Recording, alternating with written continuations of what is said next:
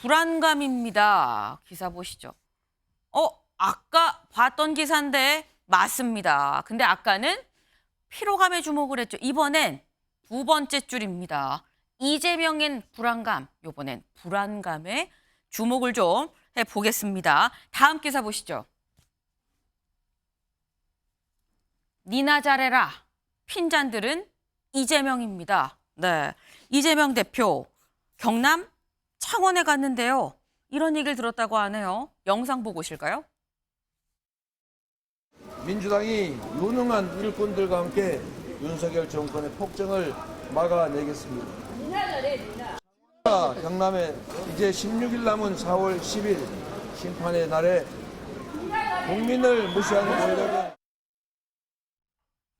네, 사실 이재명 대표한테 경남 창원은 한동훈 위원장한테 여의도랑 뭐 비슷한 상황이 아닐까 하는 좀 생각이 들긴 합니다. 서영주 대변인님, 이재명 대표는 당황했을까요? 어떻게 보십니까? 저는 뭐 한동훈 위원장 관련해서 좀 얘기를 좀 하려고 했는데, 아, 네. 좀 이제 늦게 발언이 왔는데, 저는 이제 둘을 비교했을 때 아예 달라요. 그러니까 여의도라는 것은 여기는 색채가 조금 모호한 중도층이 많죠. 그러니까 중도층의 민심의 바로미터가 여의도다라고 보면 될 것 같고, 지금 이재명 대표가 간 곳은 이제 PK 지역이죠. 네. 창원인 걸로 알고 있는데 자료하면은 저기에서는 당연히 민주당 텃밭이라고 할 수는 없습니다. 민주당에 대한 반감이 있고 무슨 얘기를 하도 어디를 가든 저런 얘기 듣습니다. 민주당 후보도 저런 얘기 듣고요. 그러니까 이제 이 부분에 있어서는 저는 그냥 아주 이 하나의 단면만 보는 어떤 핀잔들은 이재명 그렇지 않다고 봐요. 지금 한동훈 위원장의 행보를 보면 이게 저는 아까 보면 한동훈 피로감, 이재명 불안감인데 한동훈 불안감이고요. 이재명 네. 피로감입니다. 반대다. 그럼요. 한동훈 위원장은 지금 불안해요. 네. 왜냐하면 본인이 이 선거전에 뛰어들어서 윤석열 대통령을 가리려고 열심히 노력했는데 윤석열 대통령이 막 몸을 움직이면서 참지를 못해요.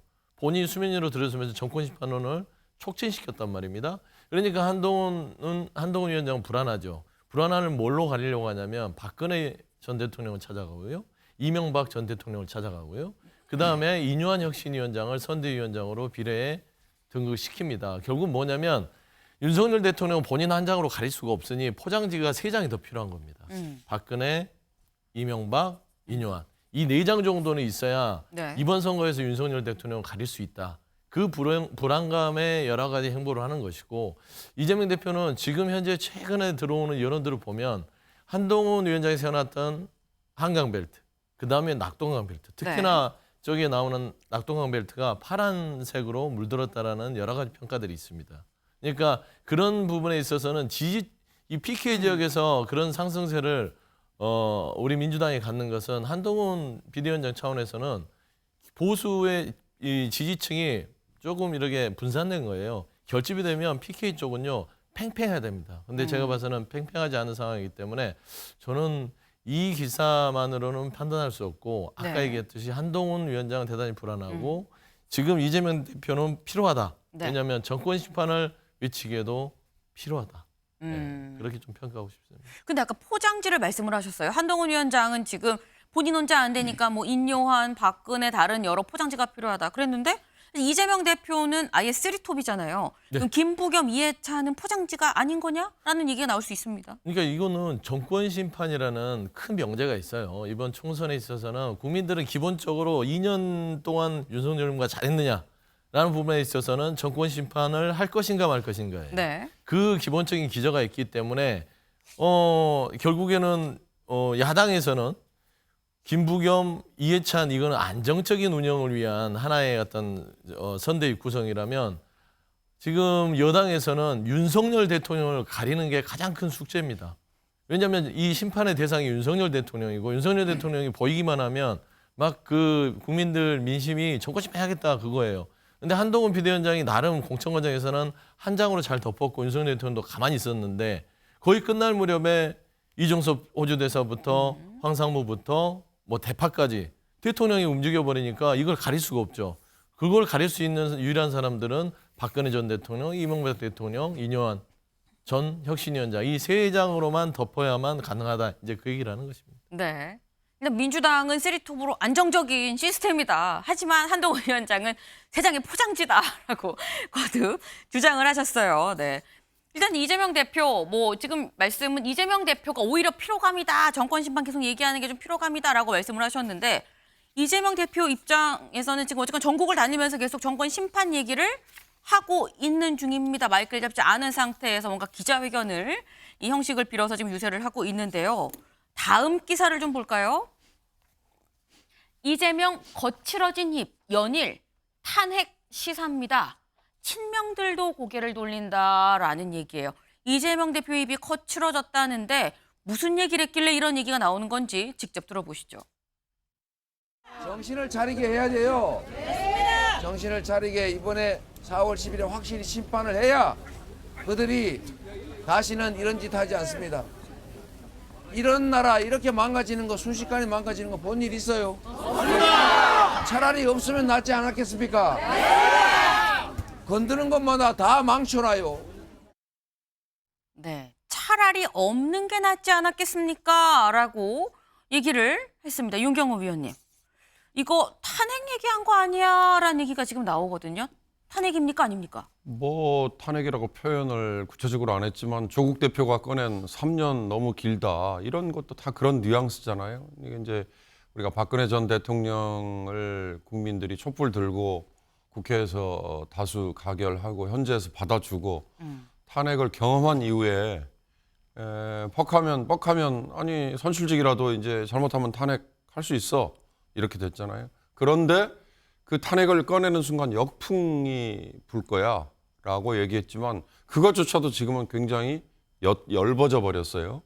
그러니까 아마 저런 식의 우회적인 발언보다도 더 강한 표현들이 저는 아마 공식 선거 운동 기간 중에 개별 후보들 입에서도 많이 나올 거예요. 네. 그리고 금기처럼 지금 얘기하고 있는 야당에게 200석 이상 주세요라는 것도 그 기저에 깔린 가장 큰 건 뭐예요? 탄핵할 수 있습니다. 그 말이잖아요. 대통령이 뻑하면 행사하는 법안 거부권 이거 무력화할 수 있습니다. 이 말이잖아요. 그러니까 그런 걸 감안하면 이재명 대표 탄핵 얘기한 거 맞을 거예요. 근데 이제 저게 뭐냐? 네. 지금 이재명 대표는 선거 기법이나 마케팅 기법에 이제 자주 인용되는 밴드웨건 효과에 지금은 올라탄 거죠. 편승. 우리가 이미 대세를 몰아가고 있습니다라는. 근데 그게 뭐 선거의 원로들이 그런 얘기 한다면서요. 고개 들면 꽝이다. 아마 남은 2주일 동안에 이재명 대표의 저런 쉽게 뱉어내는 말들이 만약에 유권자들에게 반감을 주는 아주 작은 단초가 된다면 아마 그게 그 교만함의 연결 이걸로 표를 깎아먹을 수도 있을 거예요. 네. 지금 이재명 대표가 탄핵을 시사하는 게 맞는 것 같다. 근데 정치권에서는 고개 들면 맞는다라는 얘기 있지 않느냐. 고개 들면 안 된다라는 또 조언을 주셨어요. 이재명 대표 지금 여기를 보면 연일 탄핵 시사죠. 어제만 얘기한 게 아닙니다. 사실 비슷한 얘기를 한 지 좀 됐어요. 그 목소리도 같이 들어보실까요? 지금 우리는 왕을 뽑았습니까? 충직한 일꾼을 뽑았죠. 그런데 그 일꾼이 왕 행세를 하고 있어요. 이러자고 우리가 세금 내고 이러자고 대통령 뽑았습니까? 이제는 권력을 회수할 때입니다. 지난 몇 년 지나지도 않는 시기에 그 서슬퍼런 박근혜 정권조차도 우리가 힘을 모아서 권좌해서 내쫓았지 않습니까? 말로해도 안 되면 그 다음에는 개소리를 쳐야겠죠. 개소리를 쳐도 안 되면 내쫓아야죠. 맞아요. 시위의 권리고 시위의 권리고. 네, 이재명 대표 지금 며칠째 비슷한 얘기를 계속 하고 있습니다. 안 되면 해고해야 됩니다. 박근혜 정권도 건재해서 내쫓지 않았습니까? 없었으면 나갈 것 같아요. 라고 얘기를 했습니다. 근데 이런 얘기들 지금 전국을 돌면서 하고 있는 얘기죠. 근데 이런 얘기를 그럼 들어보면 윤영걸 대표님. 네. 사실 이게 그럼 궁극적으로 총선 끝나고 우리가 과반에서 200석 얻으면 탄핵하겠다는 뜻인 건가? 라는 걸로 받아들일 수 있거든요. 지금 뭐 사실상 탄핵을 얘기하는 거죠. 저런 대통령 없는 게 낫다. 정권 종식을 공공연하게 얘기하잖아요. 네. 그러니까 지금 국회에서 200석 넘으면 사실 탄핵을 할 수 있어요. 하지만 지금 우리나라 탄핵 제도는 대통령의 불법이나 뭐 위법이 있어야지 할 수 있고 국회에서 200석 이상 해야지 통과가 되거든요. 더 중요한 거는 국민들이 박근혜 전 대통령도 탄핵됐는데 또다시 헌정 중단 상태가 있어서는 안 된다는 그 불안감이 있을 수 있어요. 그리고 또 정권 심판을 한다는데 사실 3권 분 중에서 제일 중요한 국회는 사실 민주당이 다 하고 있었잖아요. 저렇게 탄핵을 공공연하게 얘기하는 거는 저는 교만이라고 보고 저게 어떻게 보면은 이번 총선에 상당히 악재가 될 수도 있다.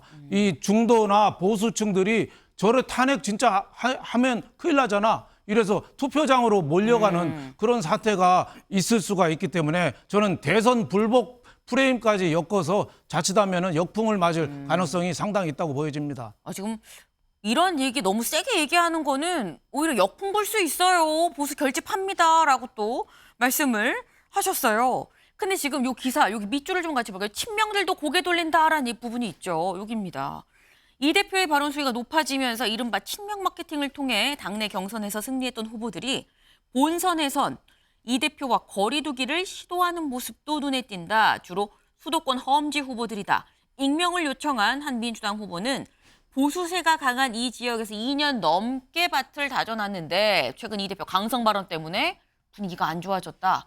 오히려 공동선대위원장인 김부겸 전 총리가 도움을 주셨으면 한다라고 덧붙였다. 라고 얘기를 했어요. 여기를 보겠습니다. 한 야권 관계자, 선거가 임박하면 격전지 후보들이 이 대표와 더 강하게 선을 그을 거다라고 전망했다라는 겁니다. 서영주 대변인님. 네.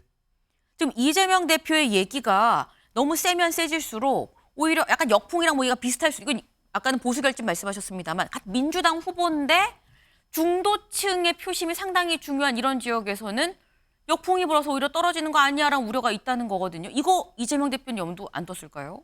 그럴 수도 있어요. 근데 네. 평상시 같으면.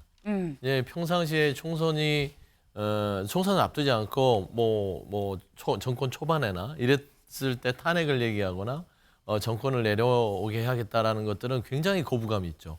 그건 바로 역풍을 맞습니다. 그래서 총선 전에는 민주당 내에서도 일부 의원들이 그런 강성 발언을 했을 땐 자제시키는 분위기였는데 네. 총선은 아니에요.